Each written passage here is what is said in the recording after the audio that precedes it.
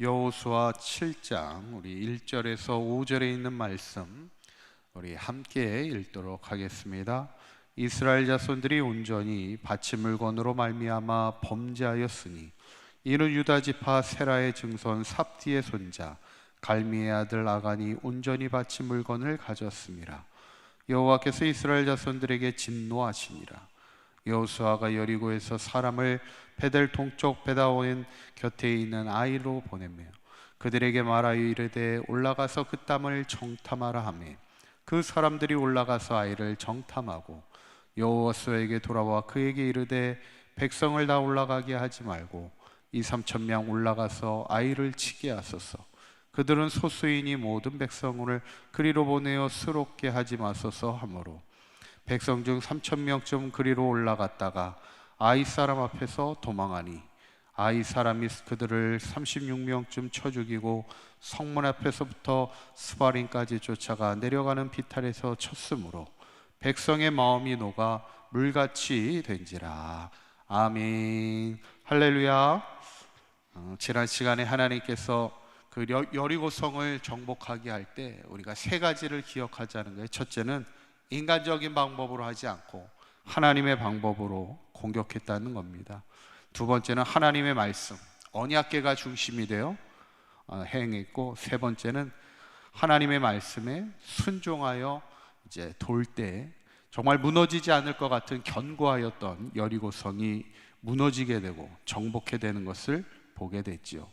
이제 첫 번째 전쟁인 여리고성 정복을 마친 이스라엘 백성이 이제 두 번째 성인 아이성을 공격하게 됩니다. 이 아이성은 전략적으로 상당히 중요한 위치에 있음을 보게 돼요. 2절에 있는 말씀에 봐도 아이성이 왜 중요한가를 말하고 있는 게 뭐냐면 여호수아가 여리고의 사람을 베델 동쪽에 있는 아이로 보냈다 이 말입니다. 그러니까 뭐가 있어요? 아이성 옆에는 베델이 있어요. 베델이라는 아주 중요한 곳을 지나야 되는데 이 베델이라는 것은 우리가 야곱의 말씀을 통해서도 하나님을 처음 만났던 그 장소였잖아요.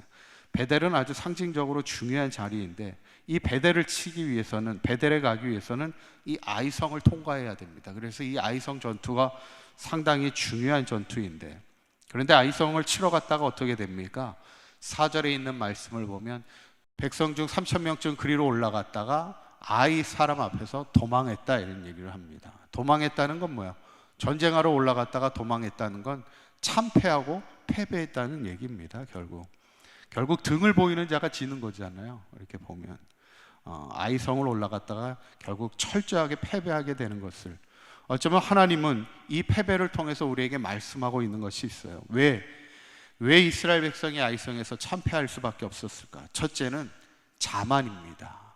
우리 한번 따라해 보실까요? 첫 번째, 자만입니다. 자만이 뭐예요? 스스로를 높이는 마음입니다.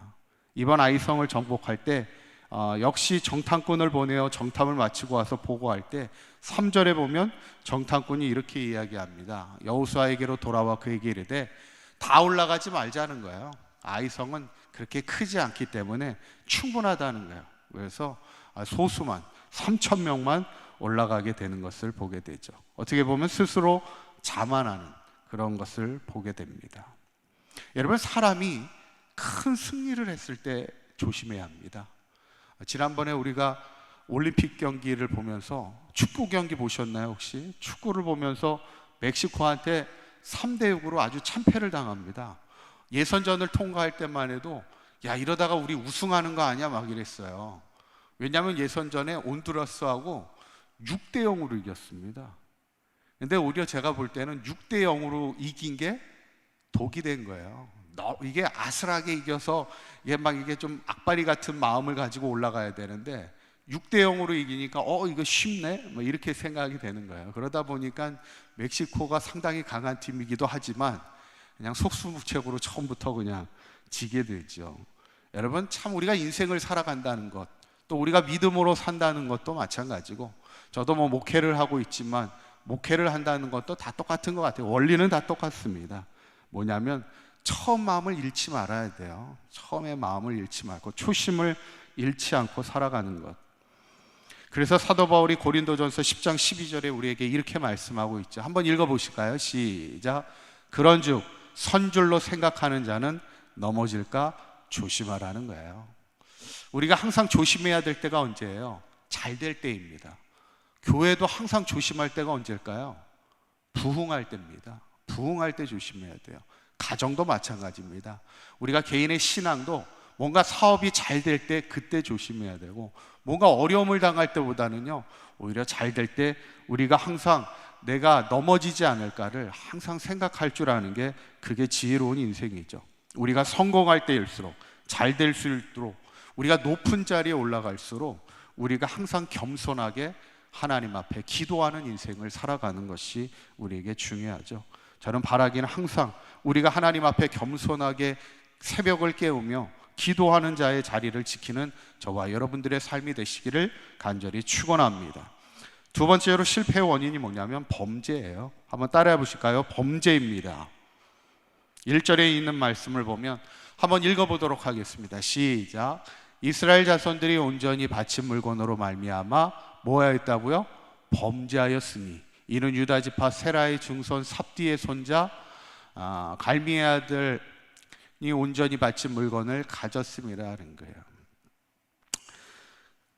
아이성의 전투를 이제 서술하기 시작하면서 7장에서 첫 번째 1절에서 이미 실패 원인을 먼저 확 얘기하고 시작합니다. 성경의 기자가 지금 아이성의 전투에 대해서 이 얘기도 시작하지 않았는데, 지금 이스라엘 백성이 범죄함으로 하나님의 진노를 샀다는 이야기를 딱 전하고 있어요. 그만큼 아이성의 전투는 처음부터 잘못됐다는 얘기입니다.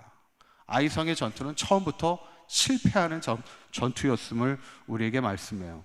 왜냐하면 하나님 앞에 범죄했다는 거예요. 어떤 범죄냐면 하나님의 말씀에 순종하지 못합니다.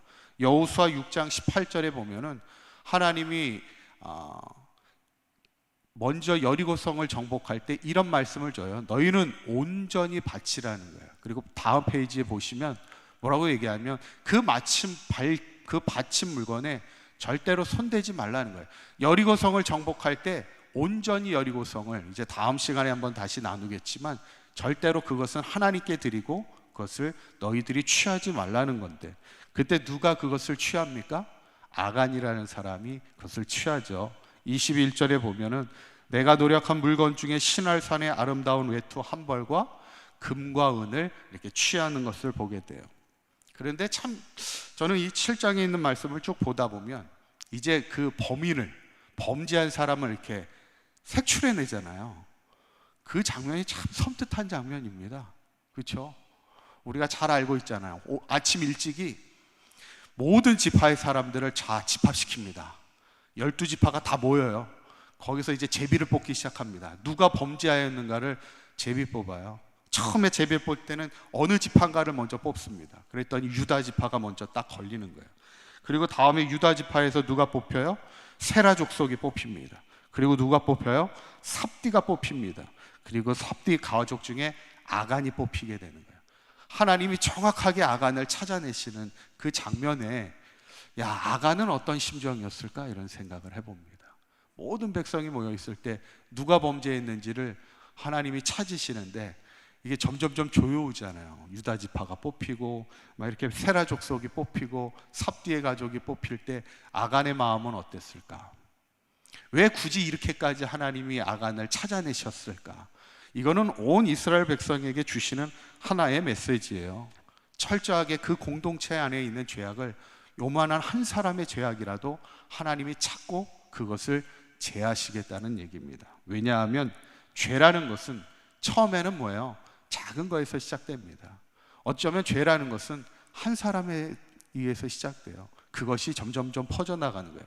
여러분, 교회가 흔들리는 이유가 뭘까요? 신앙의 공동체가 흔들리는 건 한 번에 흔들리지 않습니다. 교회가 흔들리는 이유는 한 사람에 의해서 시작돼요. 한 사람의 부정적인 사람을 통해서, 한 사람의 악행을 통해서 그게 점점점 다른 사람으로 퍼져나가기 시작하면서 결국에는 교회는 크게 흔들릴 수밖에 없는 겁니다. 이 공동체의 속성이 그래요. 오늘 성경에 보면은 이 실패 원인을 두 가지로 봅니다. 하나는 자만이고 하나는 하나님의 말씀에 불순종하는 범죄인데, 결국 이 두 가지 때문에 처음부터 하나님은 아이성의 전투에 함께 하시지 않았다는 거예요. 하나님이 함께 하시지 않을 때 그들은 처참한 패배를 보게 되는 거죠. 우리가 오늘 이 말씀을 묵상하면서 우리가 기억할 것은 항상 우리가 새벽을 깨우며 기도할 때 이 두 가지를 항상 기억하자는 거예요. 내가 혹시 하나님 앞에 자만해 있지는 않은지 우리 자신을 돌아보고, 또 내가 하나님의 말씀에 불순종하고 있는 것은 무엇인지를 늘 우리의 자신을 체크하면서, 바라기는 우리 사강교회 모든 성도님들이 날마다 하나님 앞에 겸손한 마음으로 하나님의 말씀 앞에 서는 인생이 될 때 하나님이 우리와 주신 하나님의 땅에서 늘 하나님과 함께 승리하는 인생을 살아갈 수 있는 저와 여러분들의 삶이 되시기를 간절히 축원합니다. 기도하시겠습니다. 고맙고 감사하신 하나님, 오늘도 이 새벽을 깨우며 하나님의 말씀 앞에 서게 하여 주시니 감사합니다. 오늘 이스라엘 백성이 스스로 자고하여 말씀에 순종하지 못한 아간의 범죄로 인하여 큰 참패를 당하는 것을 보게 됩니다. 우리 사강교회와 모든 성도들 항상 겸손하게 하여 주시고 하나님의 뜻을 구하며 살아가게 하여 주시사 날마다 하나님의 기쁨이 되는 삶이 되게 하실 뿐만 아니라 하나님과 함께 이 믿음의 여정에서 늘 승리하는 삶을 살아가는 우리 사강교회와 모든 성도들의 삶이 되게 인도하여 주옵소서. 오늘 하루도 주님과 동행하며 주님과 함께 걸어가는 믿음의 온전한 삶이 되게 하여 주시옵소서. 우리 주 예수 그리스도의 이름으로 기도하옵나이다. 아멘.